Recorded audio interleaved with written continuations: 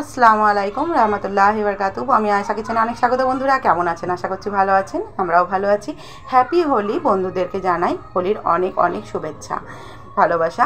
এবং এখানে রমজান চলছে, রমজান উপলক্ষেই আমি এটা বানিয়েছি, কাস্টার্ড, ফ্রুট কাস্টার্ড বানিয়েছি। আশা করছি আপনাদের ভিডিওটা ভালো লাগবে। এইভাবে কাস্টার্ড বানিয়ে খান, একদম শরীরটা একদম ঠান্ডা থাকবে এবং খেতেও খুব ভালো লাগবে। একই রকম একভাবে ফল খেতে এইভাবে ভালো লাগে না।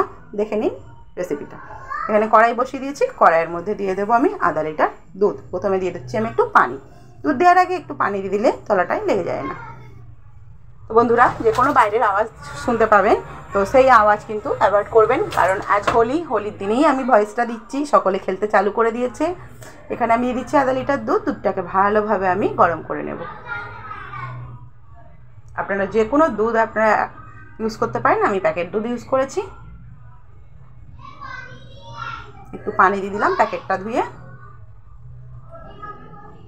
ভালোভাবে এবার দুধটাকে জাল দিয়ে নেব। সুন্দরভাবে গরম হতে দিচ্ছি।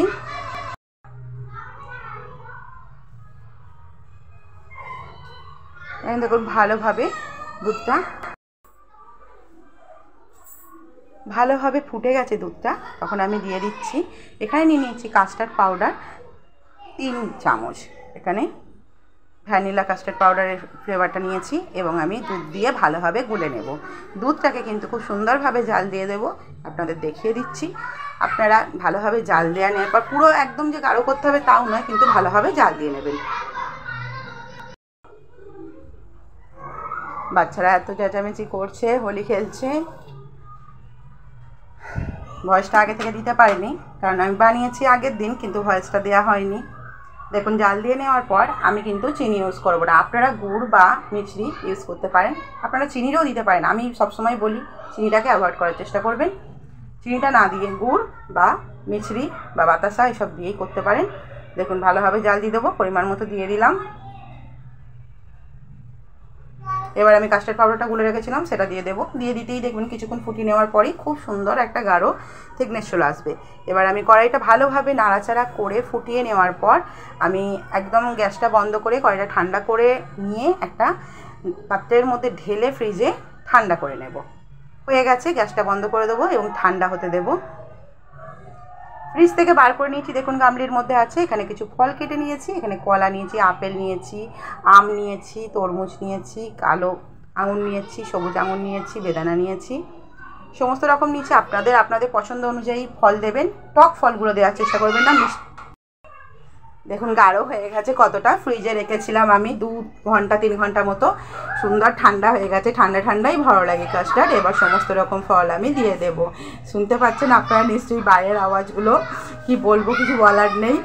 ভিডিওটা যখন আজকে ছাড়তে হবে, তো আমার ভয়েসটা দেওয়ারই ছিল। সকাল থেকে চালু করে দিয়েছে, আমি বুঝতে পারিনি, নাহলে কালকেই আমি ভয়েসটা দিয়ে দিতাম।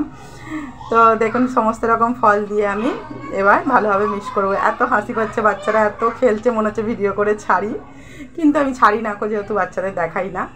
এখানে সমস্ত রকম ফল দিয়েছি, কিন্তু একটু আঙুর আর একটু বেদানা রেখে দিয়েছি ওপর থেকে পরে দেবো বলে। এবার মিক্স করে নেবো সুন্দরভাবে।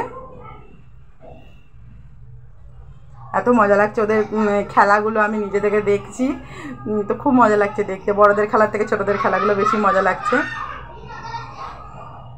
সেখানে আমার মেয়েও যুক্ত আছে, তো খেলে নিক একটু। আমি রোজা রেখেছি, আমি আমার কাজ করি, ওর খেলছে, একটু খেলে নিই, স্নান করিয়ে দেবো পরে।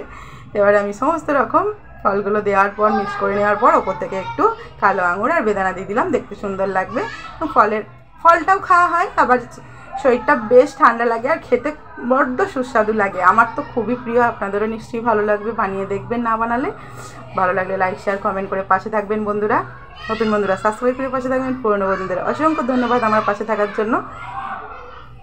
আবার বলছি হ্যাপি হোলি সকলকে, রমজানেরও শুভেচ্ছা।